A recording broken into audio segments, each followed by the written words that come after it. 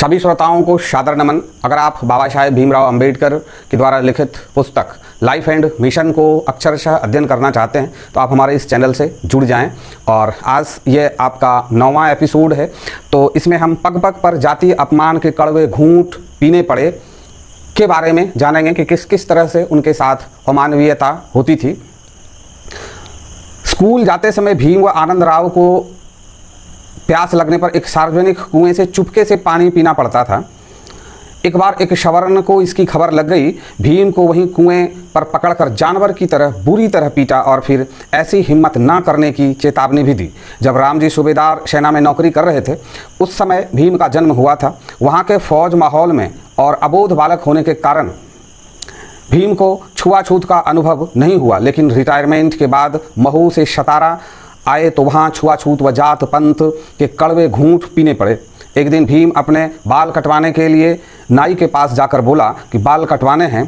नाई नफरत से बोला, अरे तू तो अछूत है, तेरे बाल मैं कैसे काट सकता हूँ। अब मैं यहाँ पे जरा सा आपको रुकना चाहूँगा।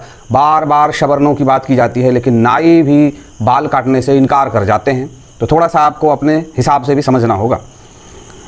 चला जाए यहाँ से। इस अपमान से भीम को बहुत बुरा लगा, आंखें भर आई। बड़ी बहन तुलसी ने भीम की व्यथा सुनी तो भीम को प्यार से पुचकारते हुए कहा कि मेरे भाई रो मत, यही तो इस समाज की रीत है, बना देती हूँ तेरे बाल। भैंसों के बाल काटने वाला नाई भी भीम के बाल काटने से अपना धर्म भ्रष्ट होना समझता था, इसलिए उसकी बहन ही चबूतरे पर बैठाकर दोनों भाइयों के बाल काटती थी। अपमान, तिरस्कार व घृणा की ये घटनाएं भीम के दिलो दिमाग पर घाव की तरह बन गई। बालक भीम को धीरे धीरे यह मालूम होने लगा कि इस अमानवीय व्यवहार का कारण हिंदू धर्म में व्याप्त जात पंथ व छुआछूत का कोढ़ है। भीम के मन में हिंदू धर्म की ऊंच नीच की जाति व्यवस्था के प्रति घोर घृणा के भाव पैदा हो गए। अब वह जो ठान लेता वह पूरा करके ही चैन लेता।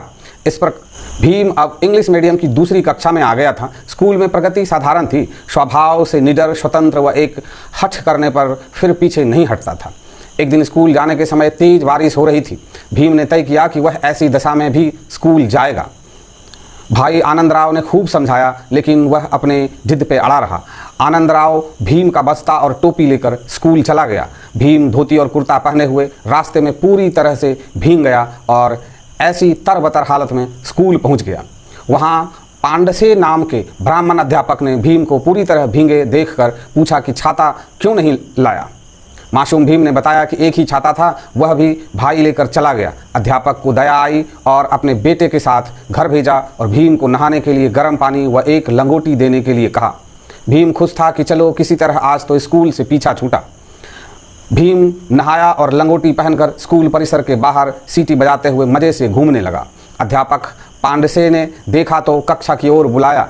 सिर्फ लंगोटी पहने हुए भीम शर्मा गया, यहाँ तक कि रोने भी लगा और कक्षा में जाकर बैठ गया। उस दिन भीम ने विचार किया कि भविष्य में ऐसा जिद नहीं करेंगे। अब यहाँ पे हम एक बात फिर आपसे कहेंगे कि अब देखिए, छुआछूत का चरम था, लेकिन वहीं पे एक ब्राह्मण टीचर जिन्होंने अपने बच्चे के साथ छाता दे के उस भीमराव अंबेडकर को अपना घर भेजा, वहाँ गर्म पानी से उनको स्नान करवाया गया, फिर उन्हें एक कपड़ा पहनाया गया। मानते हैं वो एक लंगोटा ही था लेकिन उनको कपड़ा पहनाया गया और वो फिर उन शिक्षक के बेटे के साथ वापस स्कूल आए। यहाँ पे फिर छुआछूत नहीं था। तो ये कह देना कि हर कोई छुआछूत में शामिल था, ऐसा नहीं है। ये 9वां एपिसोड यहीं पे हम समाप्त करते हैं और आपसे फिर से अनुरोध करते हैं कि वीडियो अगर अच्छा लगा हो तो लाइक ज़रूर करेंगे। चैनल पे पहली बार होंगे ही तो सब्सक्राइब करना नहीं भूलेंगे और 10वें एपिसोड को जानने के लिए आपको बेल आइकन को ऑल पे क्लिक जरूर करना है।